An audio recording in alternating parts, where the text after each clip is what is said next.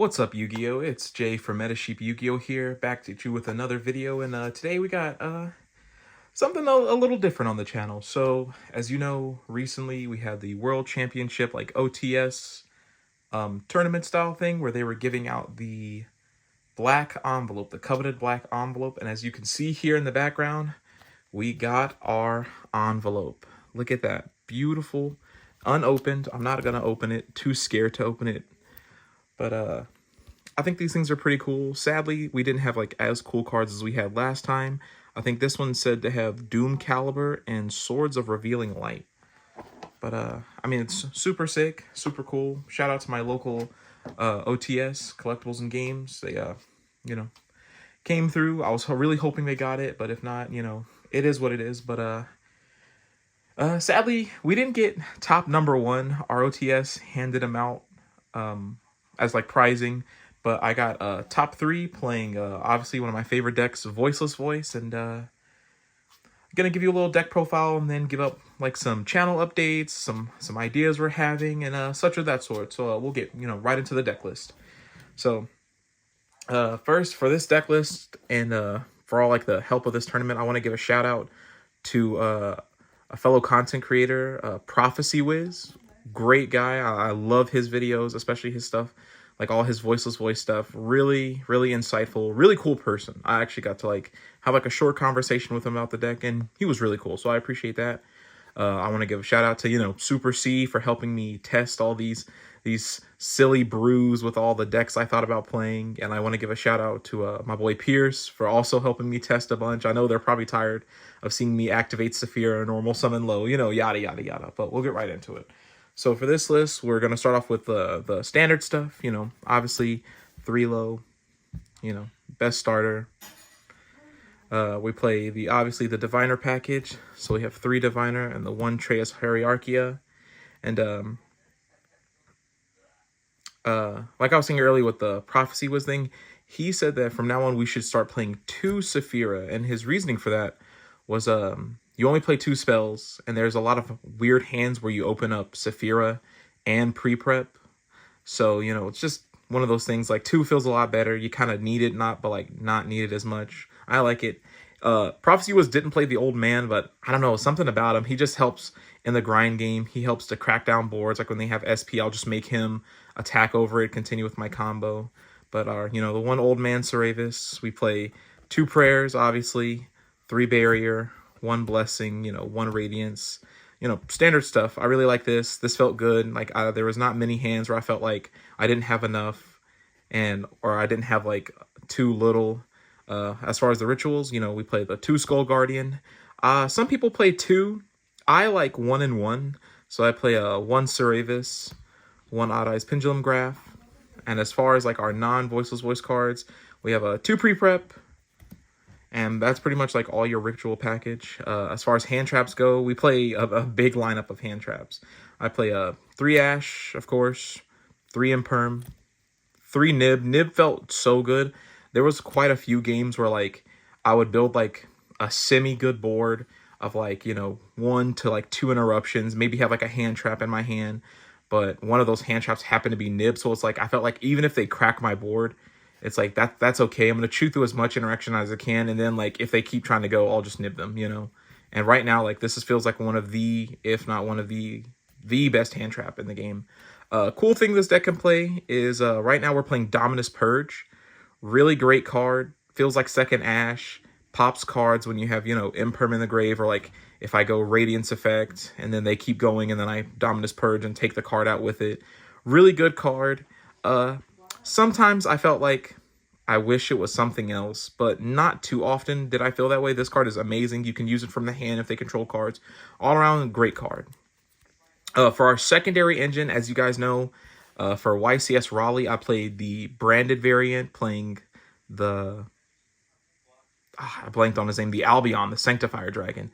Branded Fusion to 1 kind of cuts that out, so we're playing the Nadir Servant build. So we have our 1 Maximus, and then our 3 Nadir Servant for that package, and I'll show you like the extra deck stuff for that. And our 1 Magna Hut, I mean, it's another hand trap. It gets you Saphira on the crackback. All around good card. Okay, that's all for the main, and I'll show you the side deck as well, because I mean, I doubt it's that important, but at my locals, it's a very interesting mix of decks we have. So for our extra deck, we play the Almirage Secure Gardener package. This lets you go into the Nadir line if you open Maximus, or, you know, in that sense. This also helps you with Blessing if you don't open Barrier, but you open Blessing and like a way to Ritual Summon. This gets you that. Obviously, SP. I play 2 Dynamundo. This card has felt not as good ever since Bestials came back. I use this a lot in the grind game, especially against pesky unoutable monsters. There's a guy that plays trains at my locals, so he summons like the big one that is like makes it like you can't target or something like that. So I just shuffle it back. Millennium, this card's good against Millennium. You shuffle back the Exodia monster. That one came in pretty handy. Obviously we played the one Underworld Goddess, IP, Relinquished Anima. Obviously, you play the Odd Eyes Meteor Burst because we play the Odd Eyes Pendulum Graph. Our 1 copy of Herald of Arclight. The Omega was an interesting choice that I seen online. And their thought process was, like, if you're going second, you could send Omega and get, like, all your combo. And then, like, let's say they have, like something engraved to shuffle back. You can shuffle, like, an important, like, combo piece back. I liked it. I thought it was kind of cool. Double Intis. We play, you know, double Intis, destroy 2 cards. Pretty good on the crackback. We play the 1 Farajit and our 1 Garura. This is our cool thing where you go, you do your normal combo, and like let's say you open Maximus or Nadir Servant, you can send like any of the other extra deck cards. Like I've been really liking to send Dynamundo, because since the Bestials have like really come in favor, a lot of people think that Voiceless kind of cut that card down to 1 instead of 2. I send 1 so that the way they think it's all gone, and they'll just like play into like their, you know, hard to out monster, and I'll just make another one later on if I have to. But I send Farajit and Garura, draw 2, put 1 on the bottom of the deck. A lot of times this draws you into like more hand traps and stuff like that. So I personally enjoy it. I think it's great. I really like this list. It did pretty solid. There's a few hands where I opened like double Imperm, double Ash, stuff like that. Like some really unplayable hands, but like I was able to like to grind through and pull out some games. My locals is weird. We have a lot of like casual players that play, but then we have like people who like play somewhat competitively, somewhat casually. It's a real mixture of both. So like your side deck is always so weird in a sense. Like I try to make my side deck as generic as possible to deal with a lot of things, but then there's like so many weird decks that people will bring in. So like I know my side deck's gonna look too crazy, but you know, just bear with me. So for our side deck, we play 3 evenly. It's great against a lot of stuff. Going second, you know, crack their board, do all your interruptions and stuff like that. Great card. We play Dark Ruler No More, obviously. Great card. Good against Yubel. I can, you know, get rid of the Phantom. That card's super annoying to deal with. For this pick was strictly because the last tournament I played, our local Earth Machine guy OTK'd me. So I was like, I'll play this strictly just because I know he'll just summon a bunch of big guys, and I actually got to play him, and I used this against him in game 2, and he just couldn't get past it. It's like I had too much health for him to kill me. This is the Mulch Army. I felt like this one could get me somewhere because there's a guy that plays Flu. There's a guy that plays a Stardust deck that does like a lot of special summoning from his hand and stuff like that. So I was like, I'll play the 3 Perulia. I didn't draw it, sadly. I was ready. I was hoping I'd get some. I got Perulia actually in one of my games, and I'll explain like the decks I played and stuff after this. And finally, we play 3 Droll and Lockbird. I mean, against like any deck, it's pretty good, but like against like the lower powered decks where like they need to search all the time, it's pretty solid. So for this tournament, I played against, my first was actually against Super C. He was playing Millennium.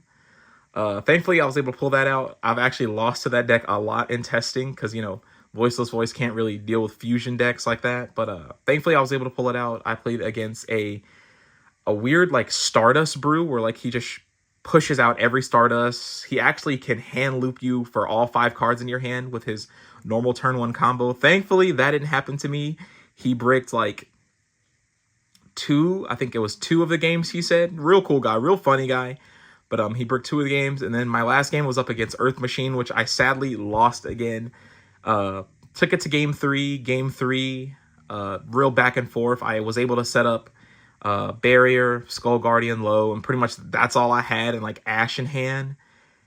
And I'm like, he goes for his turn. He activates Interrupted Kaiju Slumber. Obviously, I can't let him add the Kaiju to out me, so I negate it. He top decked triple Tactics Talents. I